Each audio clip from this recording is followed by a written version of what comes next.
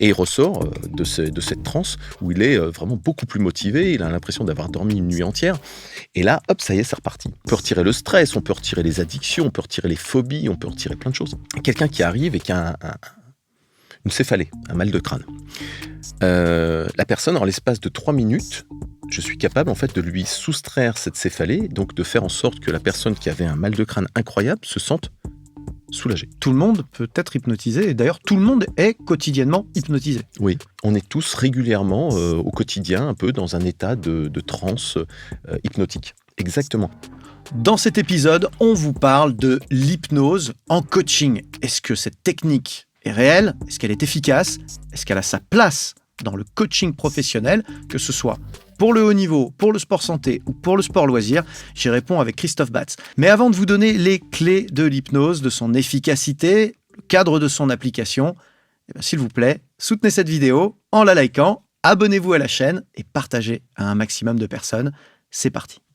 Et confiance croise en moi. Je ne sais pas si vous avez la ref, mais ça parle bel et bien d'hypnose sur ABD Podcast aujourd'hui. Et pour ça, je reçois Christophe Batz. Christophe, merci de revenir sur la chaîne. Tu l'avais pas vu venir, mon serpent de Robin des Bois, là. Non, pas vraiment, mais je me suis dit, il y a une ref.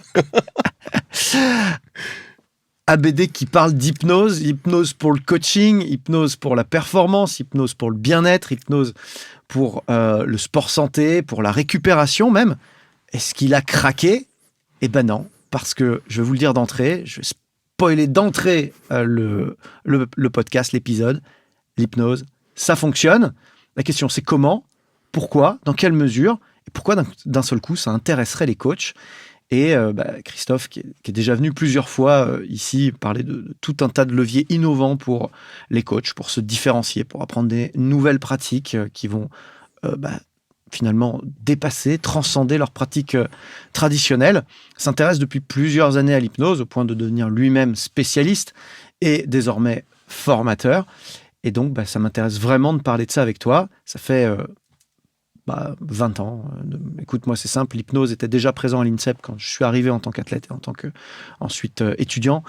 Et écoute, on s'en servait déjà dans le haut niveau et sans aucune inquiétude et avec une approche très rationnelle et scientifique. Donc, on dépassait complètement mon exemple de petit serpent, évidemment. Et aujourd'hui, il est assez logique et c'est peut-être même étonnant que ce soit arrivé si tard que finalement, les coachs commencent doucement à s'intéresser au sujet. C'est vrai. Et on pense souvent que l'hypnose, c'est du cinéma. En réalité, c'est de la science. Et c'est ça qui est intéressant. Et déjà, les sportifs de haut niveau, et surtout les entraîneurs, les préparateurs mentaux, déjà depuis très très longtemps, utilisent l'hypnose, soit de façon directe, soit de façon un peu indirecte. Mais c'est un outil qui est un outil ultra puissant et qu'on peut utiliser dans le coaching sportif, dans le coaching individuel, de façon relativement régulière. Et on va le voir ensemble, on va le décortiquer. Il y a probablement plein de questions que vous vous posez. Je te propose éventuellement qu'on étudie au cas par cas, peut-être qu'on donne des exemples. Je pense que c'est exactement ce que les gens attendent dans cet épisode. Allez, on y va. Allez, c'est parti. On prend un exemple simple. Tu as une cliente qui, en coaching sportif, a du mal à se soustraire du sucre ou de tout ce qui est un petit peu sucré, les gâteaux, les bonbons, qu'elle mange régulièrement parce qu'elle a une addiction au sucre et il est difficile parfois de lui faire perdre ses derniers kilos. On a réussi parce qu'on a fait un plan alimentaire, parce elle a suivi ce plan alimentaire, mais néanmoins, à un moment donné, on arrive sur un palier où là, il est compliqué de perdre les tout derniers kilos. Bon, c'est marginal comme exemple. J'ai rarement rencontré des gens comme ça, excuse-moi. Sérieux ? C'est étonnant. Qu'est-ce qu'on va faire ? On va mettre l'hypnose en place, on va couper cette addiction au sucre, parce que ce n'est que de l'information que l'on coupe. On coupe l'information, ce qui fait que la personne va soit arrêter d'être addict au sucre, soit carrément, on va modifier sa perception en faisant en sorte que ce qui n'est pas sucré, mais qui est bon pour elle, qui est meilleur pour elle, prenne un goût sucré, comme par exemple la salade. Et la personne va manger de la salade en se disant « c'est très très bon, ça me rappelle de la sucrine, bonbons. » du coup. Ou de la sucrine.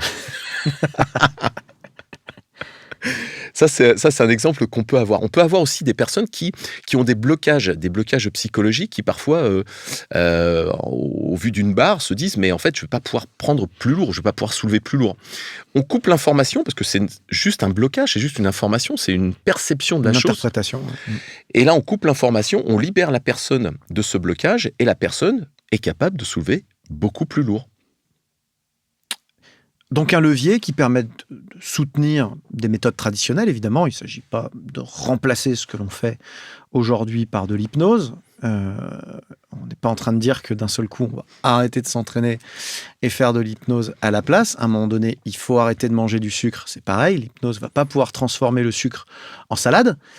En revanche, la salade en sucre, peut-être. La salade en sucre, je sais pas, C'est peut-être. c'est un petit peu ce que tu décrivais. C'est-à-dire que d'un seul coup, la salade prend les aspects attrayants qu'elle n'avait pas, les apparats finalement presque totalement psychologiques, auto-fondés du sucre, et nous permettent peut-être de réorienter un tout petit peu le programme alimentaire une dernière fois, là où il y avait un blocage manifeste. On peut aussi, par exemple, avoir un client qui a du mal à dormir. Ça arrive régulièrement, il a une dette de sommeil et lorsqu'il arrive à l'entraînement, il est KO, il a des cernes, on sent qu'il n'est pas motivé, lui-même se dit que ça va être relativement dur.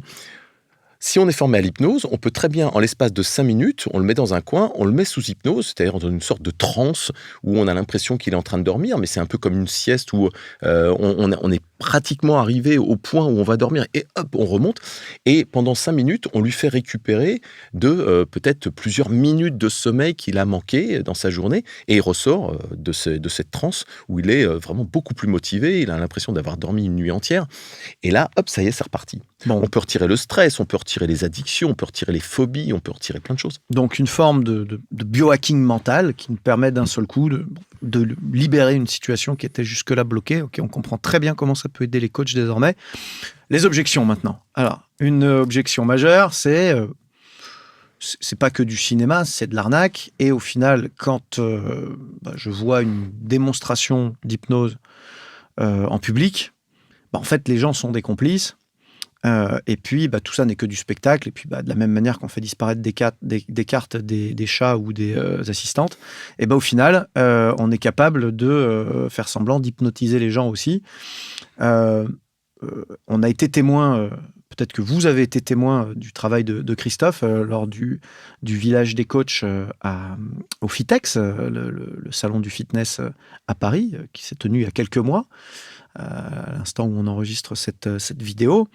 Et là, de manière assez spectaculaire, des gens qui n'étaient pas venus du tout dans cette optique-là, qui sont des coachs qui sont venus simplement en tant que visiteurs, qui d'un seul coup se retrouvent dans une salle de cours, parce que c'est un peu ça, une salle de formation, exposés à une séquence d'hypnose improvisée, dans un environnement extrêmement bruyant, très peu propice à ce qu'on s'imagine être un environnement propice à l'hypnose. Et puis là, force est de constater que nombre d'entre eux sont partis dans la transe que tu décrivais tout à l'heure.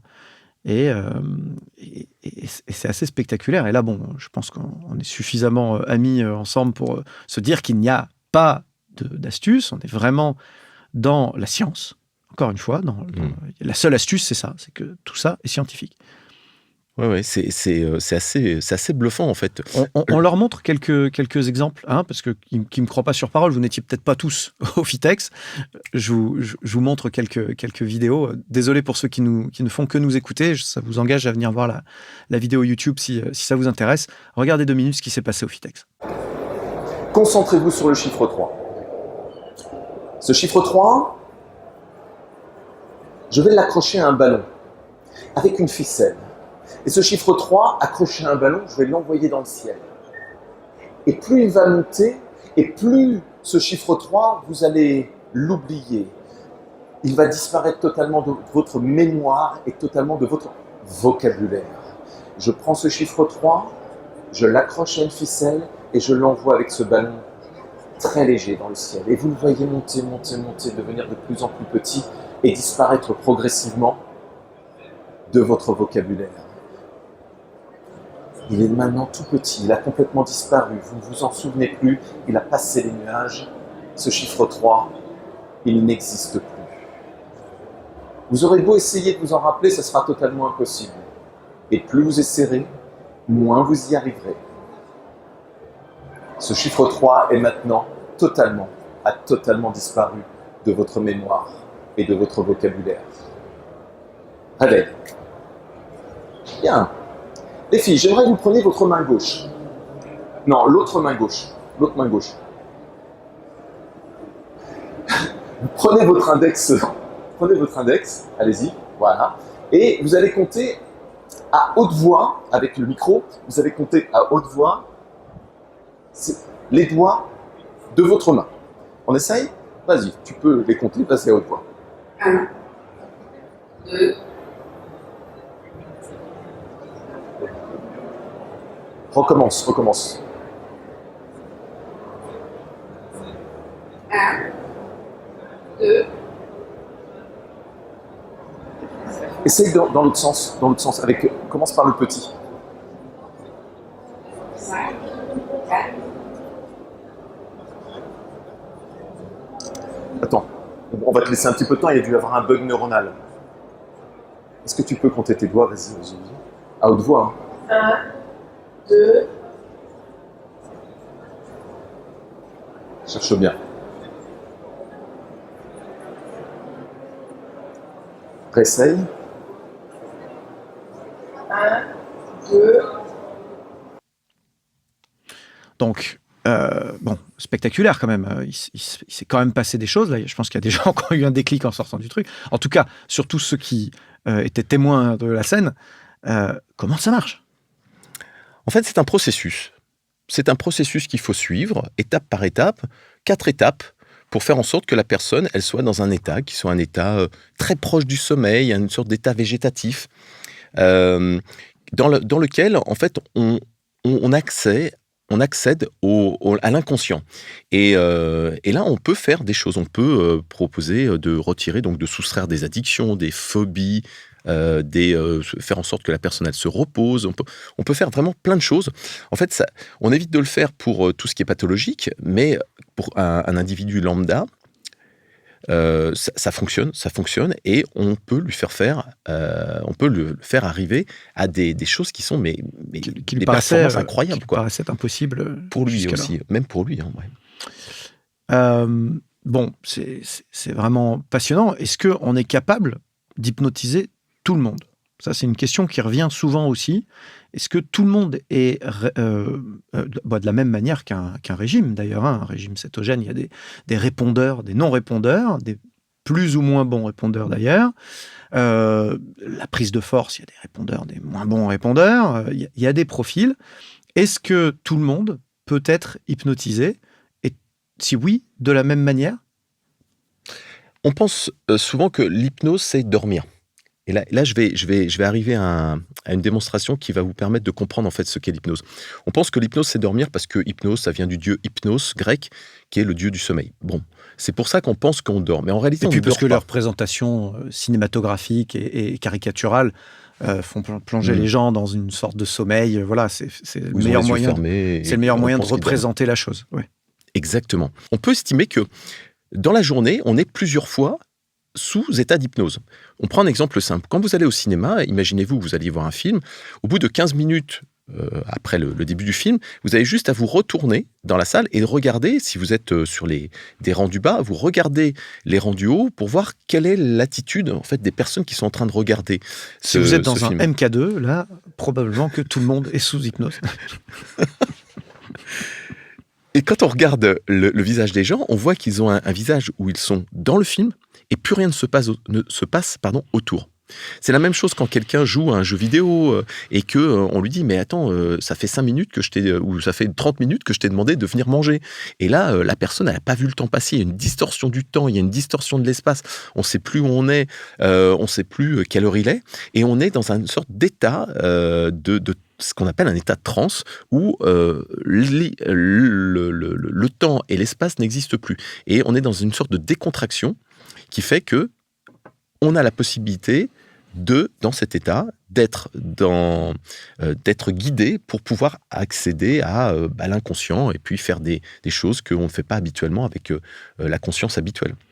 Ouais, c'est ça. D'ailleurs, moi, toutes les mises en pratique d'hypnose dont j'ai été témoin, c'était des situations, pour le coup, très actives, où les gens réalisaient des choses, interagissaient, discutaient de manière tout à fait consciente. Ils étaient toujours ici et maintenant, souvent, hein, et malgré tout, tu sais, le fameux truc des chiffres où on enlève un chiffre dans une suite logique, et la personne, elle sait qu'elle est sur scène, elle sait qu'elle est ici avec toi, elle sait exactement ce qu'elle est en train de faire, c'est ce qu'elle essaye de faire. Pourtant, elle n'y arrive pas, ou au contraire, elle y arrive alors que jusque-là, elle n'y arrivait pas. Donc, c'est effectivement un truc important à souligner. L'hypnose, c'est pas forcément un lâcher-prise type sommeil, quoi. On est sur autre chose. Alors, je te donne un autre exemple qui me vient à l'esprit, là. Quelqu'un qui arrive et qui a une céphalée, un mal de crâne. La personne, en l'espace de 3 minutes, je suis capable en fait de lui soustraire cette céphalée, donc de faire en sorte que la personne qui avait un mal de crâne incroyable se sente soulagée. Et c'est très facile à réaliser à partir du moment où on connaît donc ce processus dont je te parlais, que l'on applique à la lettre et qui fait que c'est hyper bluffant parce que ça fonctionne, ça marche. Alors, du coup, si je réponds à la question que j'ai posée en t'écoutant, la réponse est oui, donc. Tout le monde peut être hypnotisé, et d'ailleurs, tout le monde est quotidiennement hypnotisé. Oui, on est tous régulièrement au quotidien un peu dans un état de transe hypnotique. Exactement.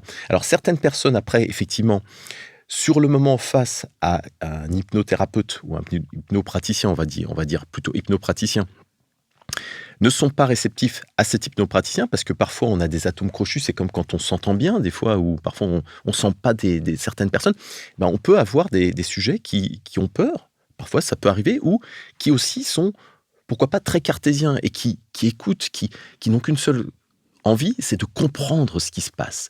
Donc en fait, ils ne lâchent pas prise suffisamment, ce qui fait qu'ils ont, sur le moment, avec cet hypnopraticien, n'arrivent pas à partir dans une transe suffisamment profonde. Ouais, ils arrivent à mettre des barrières qui empêchent le processus d'aboutir. Ouais.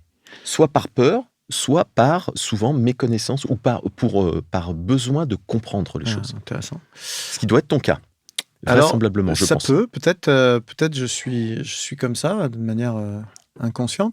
En tout cas, moi, j'aimerais beaucoup être hypnotisé. Donc, par défaut, j'y crois en plus, hein, mon introduction était sincère.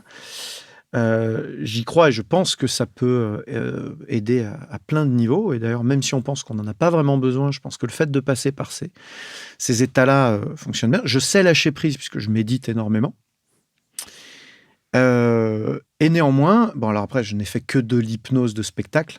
C'est peut-être que là, il y a un distinguo aussi à faire dans les méthodes, je ne sais pas. Mais à chaque fois que je vais voir un Mesmer ou équivalent, je suis très déçu parce que je ne suis pas invité dans les 2e, 3e, 4e rounds de l'épisode et je me retrouve simplement à regarder parce que j'ai raté l'exercice des doigts qui se décollent, parce que je ne suis pas resté debout quand on m'a demandé de me... Enfin voilà, tu vois, toutes ces étapes-là de filtres qu'ils utilisent assez régulièrement dans l'hypnose théâtrale, je ne sais pas si on appelle ça comme ça, eh ben moi, malheureusement, malgré tous mes efforts, je ne suis pas invité dans le truc d'après. Donc, je n'ai pas la main qui colle au mur, j'arrive pas à faire la suite de chiffres, j'ai jamais vécu tout ça. Et c'est parce que tu es très cartésien, en fait. C'est parce que tu adores l'analyse, tu adores comprendre les choses. Et c'est logique, en fait. Donc, ton esprit, il est capté il est concentré sur ce que l'hypnotiseur est en train de dire, de façon à essayer de comprendre, en fait, comment ça fonctionne. Pour après pouvoir l'analyser et pouvoir se dire, ça y est, j'ai compris où était le truc. Est-ce que tu as déjà rencontré des gens comme ça qui donc, malheureusement, ils ont toujours du mal à arrêter le sucre et donc qui ne répondent pas au levier hypnose? Tu passes à autre chose, tant pis, ça marche pas, c'est pas grave, on fait autre chose, ou tu y reviens différemment et finalement tu les amènes quand même peu à peu à aller dans cet état-là, ou peut-être en plusieurs séances?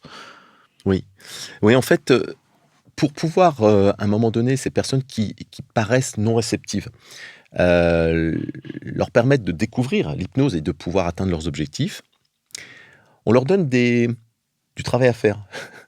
on leur donne du travail à faire pour se rapprocher de plus en plus de cette sensation de lâcher prise et de partir dans une transe où on va avoir envie de se relâcher, de se détendre.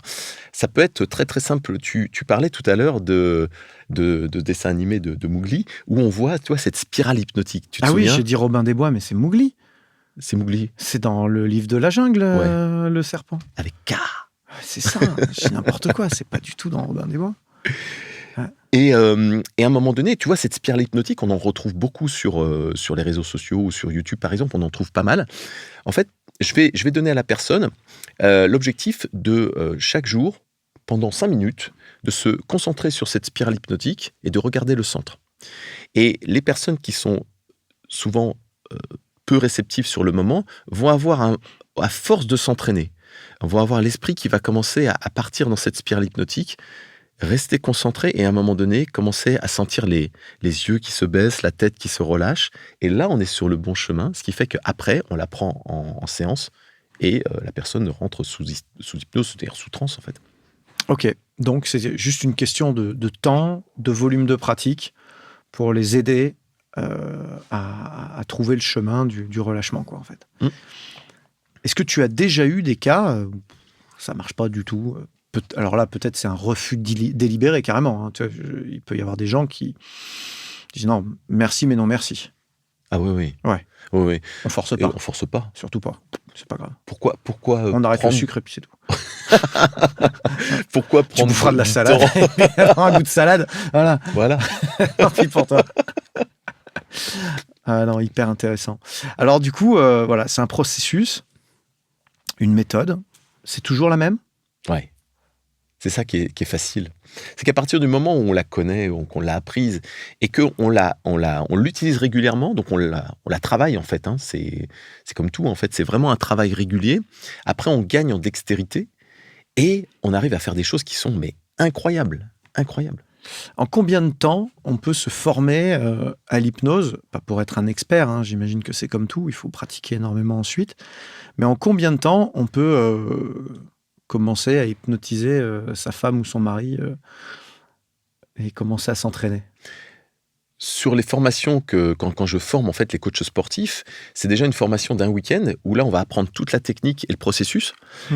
Et ensuite après on se voit en visio pour les prises en charge pour les personnes qui veulent arrêter le sucre, qui veulent enfin toutes les différentes prises en charge possibles et Ouais, parce qu'après il y a imaginables. du spécifique, j'imagine. Ouais. Voilà en fait. Et au bout de la première journée, déjà ils sont capables de mettre quelqu'un en transe à Incroyable. l'issue de la première journée. En fait, c'est facile. Hein. Quand on connaît le processus et qu'on l'applique tel que je l'enseigne, ça passe tout seul. Ça, vraiment, hein, c'est assez impressionnant. On n'a pas besoin d'être doué pour ça. On a juste besoin de travailler régulièrement. C'est un peu comme la musique, en fait. Si on travaille régulièrement, on veut faire de la guitare, eh ben, on va travailler régulièrement et puis on va gagner en dextérité. Bah, l'hypnose, c'est la même chose. Ah, je comprends. Super intéressant. Bon, du coup, ça donne quand même très très envie d'en savoir plus, mais bon, on va pas livrer tous les secrets. Donc, tu as dit qu'il y avait 4 étapes. Mhm. Donc, c'est des étapes qui sont très courtes, si je te suis en fait, parce que tu m'as dit tout à l'heure, en 3 minutes, je peux arriver déjà à un résultat. Donc, ça veut dire qu'en 3 minutes, on a fait rentrer la personne dans l'état de transe, passer un message et ressortir de l'état de transe. 3 minutes. Ouais. C'est assez impressionnant. Mais ça demande d'avoir au préalable bien travaillé la chose, bien acquis ce processus. Donc j'ai travaillé. Ouais, c'est un niveau expert. Qui fait que après, on a cette habitude, on n'a plus besoin de penser au processus. C'est instinctif. Et on arrive à voir les signes qui sont les signes de transe, on arrive à comprendre que si la personne, on arrive à sentir en fait, si la personne elle est plutôt réceptive ou si elle va être moyennement réceptive. On commence à sentir ça. Est-ce que tu as besoin de conditions favorables ou est-ce que tu peux pratiquer une fois que tu as suffisamment d'expertise et que tu as tous tes automatismes et bien ton schéma en tête, capable d'hypnotiser quelqu'un dans le métro s'il y a besoin? Ouais, n'importe où. C'est ça qui est assez sympa, c'est que c'est un peu comme un harmonica, tu l'emmènes, l'harmonica, tu l'emmènes où tu veux, tu joues de l'harmonica où tu veux. Bah, l'hypnose, c'est un outil que vous pouvez emporter où vous voulez et que vous pouvez utiliser quand vous voulez. La seule chose, c'est qu'il faut que la personne, au moins, elle puisse entendre ce que vous lui donnez, c'est-à-dire ces suggestions, c'est ce que vous êtes en train de lui donner comme type de consigne. Ce qui fait que si vous êtes dans un endroit qui est très, très bruyant, on peut difficilement le faire dans un concert, par exemple. Ouais. Mais dans un bar, même s'il y a un peu de bruit, on peut y arriver. C'est pas favorable, c'est pas idéal, mais on peut. Ça veut dire que, pourquoi je te pose cette question-là, c'est parce qu'on recontextualise avec des coachs ou des kinés qui vont donc intervenir en studio coaching, peut-être avec un peu de musique, peut-être avec un autre cours en même temps, peut-être avec des gens qui peuvent éventuellement interpeller le coach en cours de route. On peut se dire aussi, moi spontanément, sans maîtriser la chose, je me dis, bon, est-ce que je serais capable de mettre ça en place dans mon studio coaching? La réponse est oui, donc. Bien sûr. Ah oui, et puis en plus, dans un studio de coaching, c'est quand même relativement calme. C'est un endroit où on est... on n'est pas devant tout le monde, on n'est pas dans la rue. Dans la rue, c'est parfois, il y a des personnes qui n'osent pas parce qu'il y a un public qui est autour. Donc, elles sont un peu timides, elles ne veulent pas avoir... elles n'y croient pas jusqu'à ce qu'elles se disent, bon, qu'est-ce qui va me faire faire? Voilà. Ouais, ça, c'est un peu le problème du lâcher-prise aussi, c'est de faire confiance dans son coach, parce qu'il va évidemment pas tirer avantage humoristique de la situation. Voilà, il ne va pas nous rendre ridicules, globalement. Bien sûr. Quand on ne sait pas ce qu'il y a derrière, il y a des personnes qui sont en totale confiance, qui vont dire « Ah oui, moi j'ai envie d'essayer, donc oui ». Puis il y a des personnes qui sont curieuses, qui ont envie, et puis il y a des personnes qui ont confiance, donc c'est encore plus favorable, effectivement, quand quelqu'un est en confiance. Et puis alors, quand c'est notre coach, on lui fait confiance en général. J'ai 2 autres questions, et puis après on libérera l'antenne, mais est-ce que on est obligé d'être présent auprès de la personne pour l'hypnotiser, ou est-ce que simplement la voix peut te suffire à faire passer ton message? La voix peut suffire. Là, tu pourrais donc hypnotiser Robin, qui est derrière, qui nous écoute, notre ingénieur du son. Oui. Ce serait bien que je le voie quand même pour être sûr qu'il soit dans les conditions de sécurité maximale, c'est-à-dire qu'il ne tombe pas à un moment donné, bien sûr. qu'il se fasse mal. Donc, il faudrait que je le voie, mais si par exemple il était derrière une vitre, je peux très très bien l'hypnotiser à distance. T'inquiète pas, Robin, on s'est arrêté à la 3e étape sur les 4. Tu les as pas entendus ni vus, mais... Il est en transe, là. C'est ça. Gay, réveille-le, s'il te plaît. Et j'ai fait des hypnoses à distance, en visio. Ok. Ouais.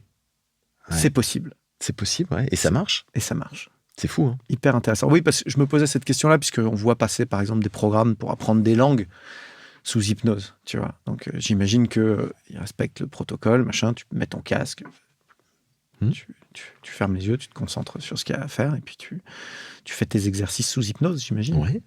On peut imaginer un client qui a son programme à faire, qui met ses écouteurs. Vous avez enregistré votre voix et vous êtes en train de lui donner des consignes. Et la personne lance la séquence de consignes, elle fait son exercice et elle le fait de façon complètement différente comparée à si elle n'avait pas les suggestions qu'on lui donne. Bon, en fait, j'ai encore 2 autres questions. Il m'en restait une, mais je vais en ajouter une autre. La première, c'est à partir de quel âge on peut pratiquer évidemment pour la personne qui est hypnotisée, à partir de quel âge on peut hypnotiser quelqu'un?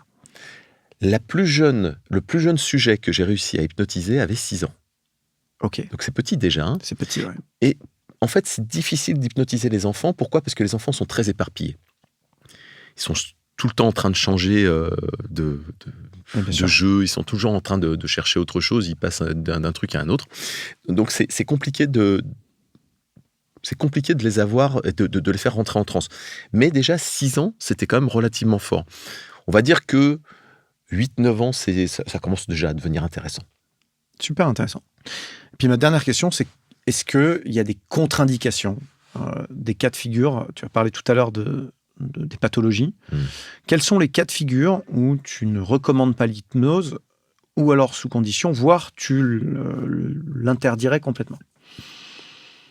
Je dirais que, en fait, personnellement, je me méfierais de personnes qui ont des pathologies cognitives.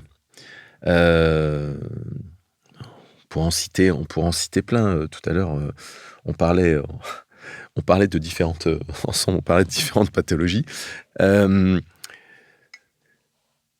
Quelqu'un qui a des Un déficiences schizophrène, schizophrènes, par exemple. Ouais, Voilà, une ça distorsion de j'éviterais. la réalité. Tout à fait. Schizophrène, par exemple, ça, on va éviter parce qu'on ne sait pas ce qui se passe derrière, on ne sait pas quelles vont être les réactions Bien sûr. sous hypnose. Qu'est-ce qu'on pourrait... Non, toute pathologie qui est liée notamment au cérébral. Ok. On va éviter.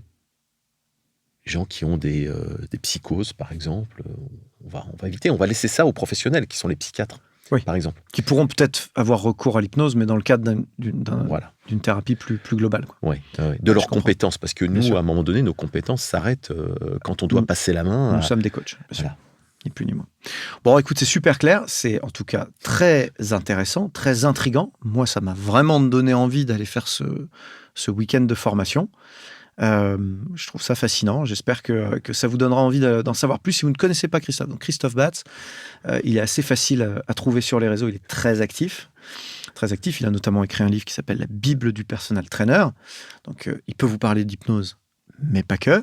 Donc, n'hésitez pas à aller le voir. C'est aussi un spécialiste du marketing et du business des coachs dans son ensemble et de l'optimisation du business des coachs dans son ensemble. Donc, c'est quelqu'un qui réfléchit le métier à 360. Et c'est pour ça que j'adore l'inviter et que j'adore l'avoir dans notre équipe de formateurs à l'école ABD. Et ça, c'est une grande chance qu'on a parce que vraiment, on a une vision globale du métier qui va bien au-delà d'un nombre de séries et d'un nombre de reps et de qualité technique qui reste évidemment centrale. Mais on va chercher toujours à transcender un petit peu le profil de nos coachs.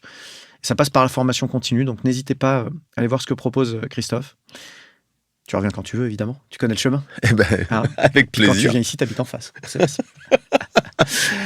Merci à tous pour votre fidélité. Vous savez comment soutenir cet épisode. Eh bien, vous commentez. On aime bien. On est très actifs. On répond, vous le savez. Partagez-le. Un maximum de personnes. Likez. Aidez-nous. C'est important pour nous. Merci pour votre fidélité. À très bientôt pour un nouvel épisode. Merci.